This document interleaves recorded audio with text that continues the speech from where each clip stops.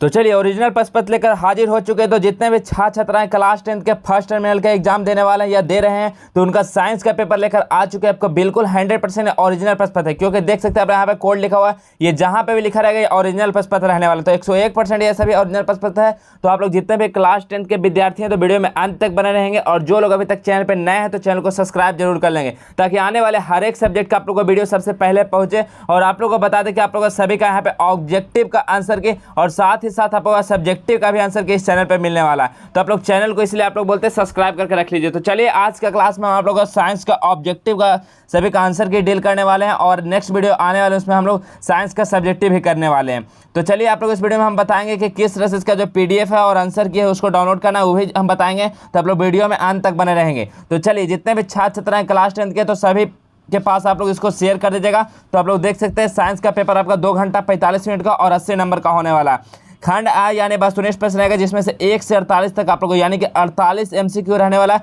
जिसमें से आप लोग 40 प्रश्न का उत्तर देना है अनिवार्य है। ठीक है, तो चलिए हम क्वेश्चन की ओर चलते हैं। तो आप लोग देख सकते हैं पहला क्वेश्चन है प्रकाश के परिवर्तन के कितने नियम हैं।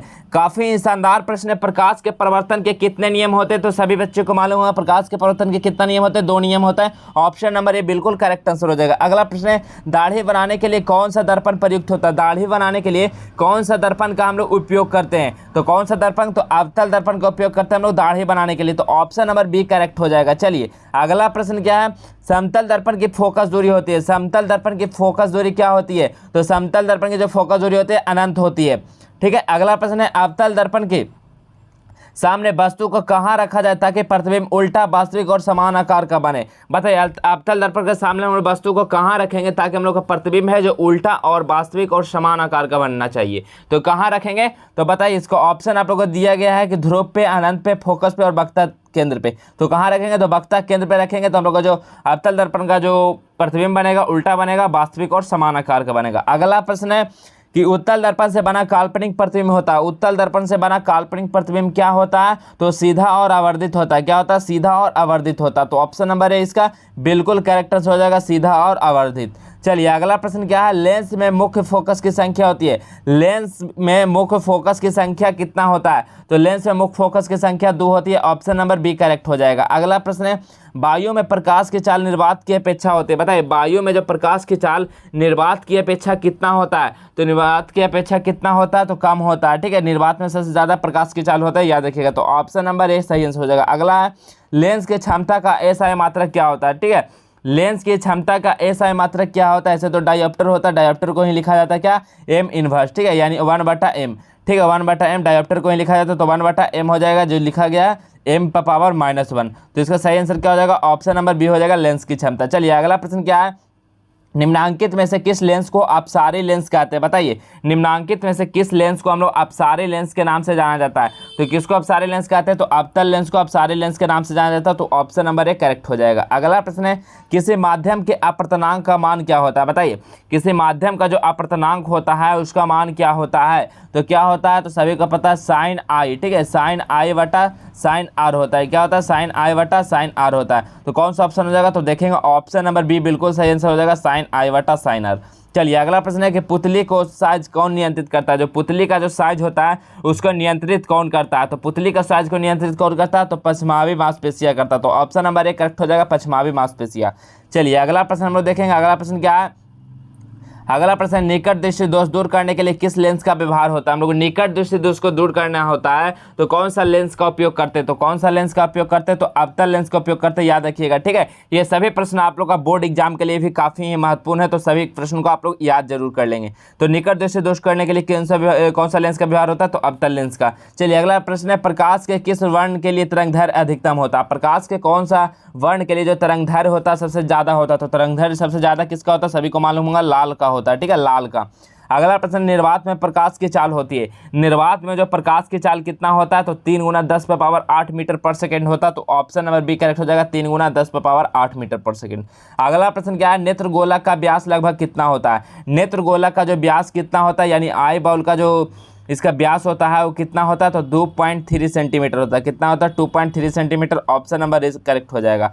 अगला प्रश्न है अगला प्रश्न है कि तारे के टिमटिमाने का कारण होता है। तारे के टिमटिमाने का कारण क्या होता है? तो तारे का टिमटिमाने का कारण होता है वायुमंडलीय अपवर्तन। ठीक है, वायुमंडलीय अपवर्तन के कारण क्या होता है? तारे टिमटिमाते नजर आते हैं।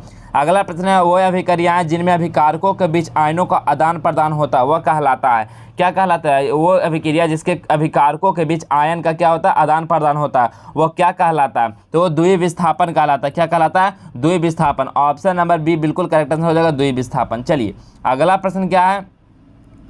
अगला प्रश्न बोला गया कि वसा युक्त खाद्य सामग्री को विकृत गंधी होने से बचाने के लिए उसमें मिलाए जाने वाले पदार्थ को हम लोग क्या बोलते हैं? तो उसमें मिलाए जाने वाले पदार्थ को हम लोग क्या बोलते हैं? तो उसको हम लोग प्रति उपचायक बोलते हैं। क्या बोलते हैं? प्रति उपचायक। ऑप्शन नंबर बी करेक्ट हो जाएगा। अगला प्रश्न है वह पदार्थ जो अभिक्रिया के वेग को परिवर्तित कर देता है, ठीक है, यानी उसका जो अभिक्रिया का वेग है उसको बढ़ा या घटा देता है, वह क्या कहलाता है? तो वह उत्प्रेरक कहलाता है। याद रखिएगा क्या कहलाता है? उत्प्रेरक। ऑप्शन नंबर सी करेक्ट हो जाएगा।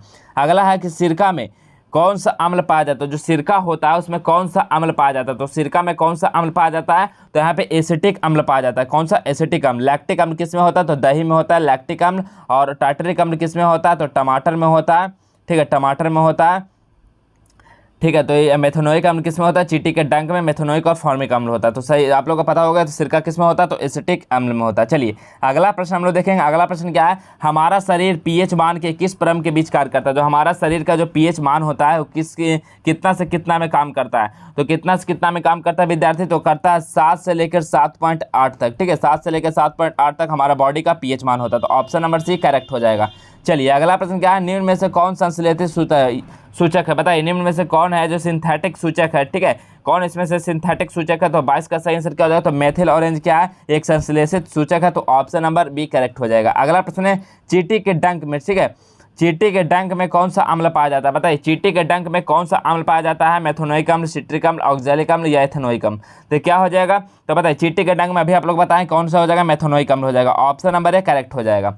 चलिए अगला प्रश्न की ओर हम लोग बढ़ते हैं। अगला प्रश्न क्या है? अम्लीय वर्षा के जल का पीएच मान होना चाहिए। अम्लीय वर्षा के जल का पीएच मान कितना होना चाहिए? तो अम्लीय वर्षा के जल का पीएच मान 5.6 से कम होना चाहिए। तो ऑप्शन नंबर बी करेक्ट हो जाएगा। अगला है निम्न में से कौन भस्म नहीं है? बताइए निम्न में से कौन है जो भस्म नहीं है? तो इसमें से भस्म कौन नहीं है?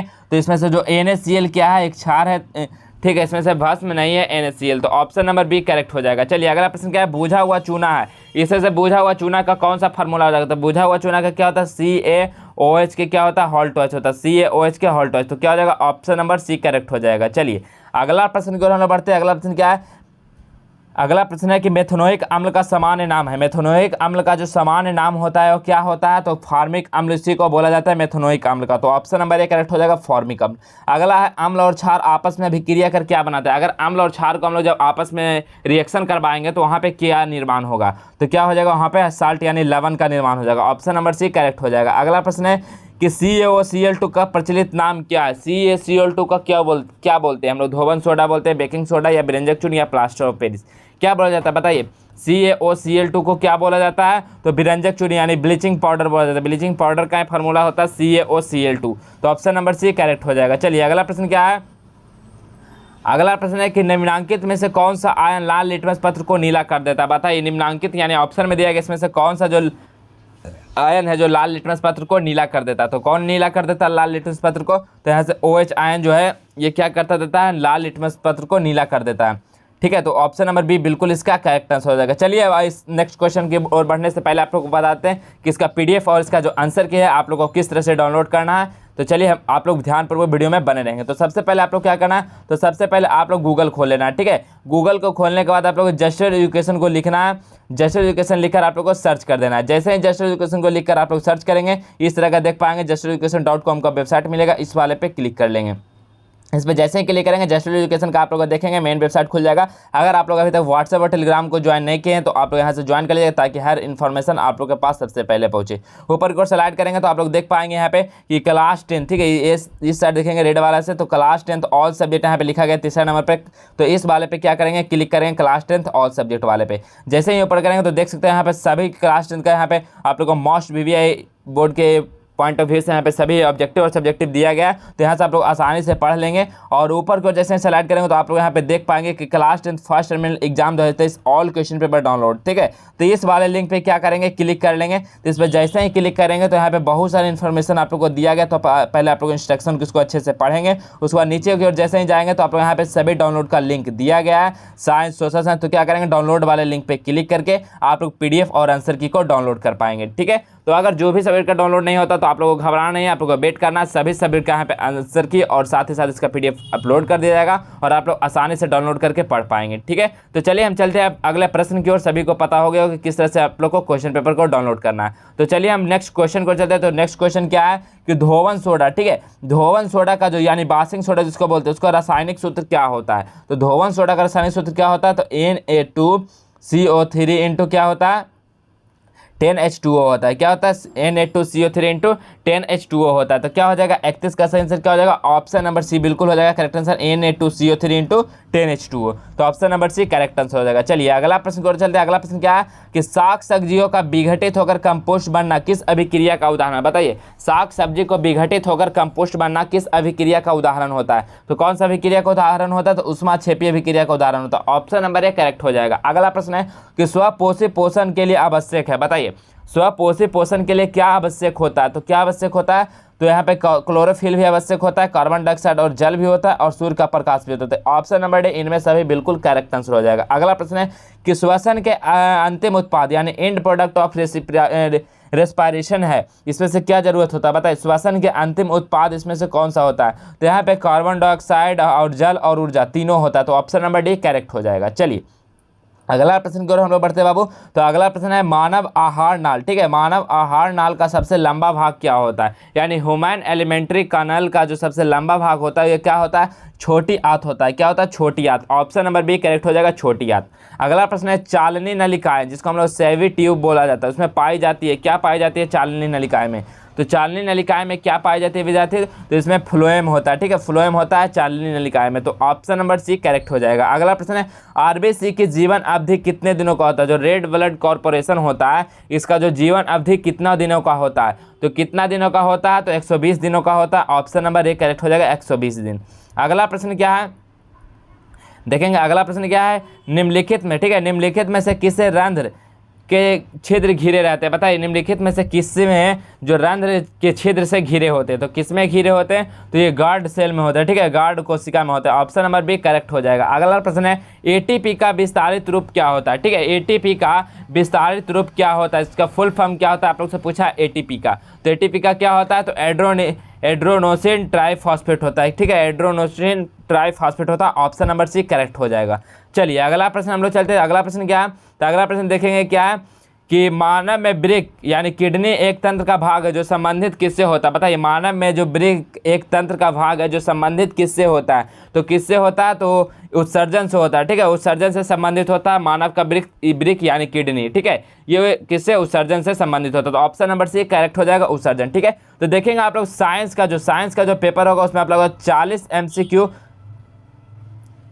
MCQ आप लोग को बनाना है और 40 MCQ हमने यहाँ पे आंसर करवा दिए हैं। अगर सभी का आंसर की चाहिए और सभी का PDF चाहिए तो आप लोग को बता चुके हैं वीडियो में कि किस तरह से आप लोग को डाउनलोड करना। तो जाइए फटाफट आप लोग इसका PDF को डाउनलोड कर लीजिए और आप लोग सभी क्वेश्चन को आप लोग याद कर लेंगे ताकि ये सभी प्रश्न आपका बोर्ड एग्जाम में भी आता है तो आप लोग आसानी से बिल्कुल करेक्ट करके आएंगे। ठीक है, तो चलिए अगर आप लोग को वीडियो अच्छा लगा तो वीडियो को लाइक कर दीजिएगा और जितने भी आप लोग को साथीगण हैं, दोस्त हैं, सभी के पास इस वीडियो को ज़्यादा से ज़्यादा शेयर कर दीजिएगा ताकि सभी विद्यार्थी के पास इस साइंस का पेपर पहुँच सके। और आप लोग को चैनल को सब्सक्राइब नहीं किया तो चैनल को सब्सक्राइब कर लीजिएगा ताकि आने वाले सब्जेक्टिव और सभी सब्जेक्ट का वीडियो आप लोग के पास सबसे पहले पहुंचे। ठीक है, तो चलिए आज के वीडियो में बस हम इतना ही देते हैं, मिलेंगे फिर हम नेक्स्ट और नए वीडियो में, तब तक के लिए जय हिंद, वंदे मातरम।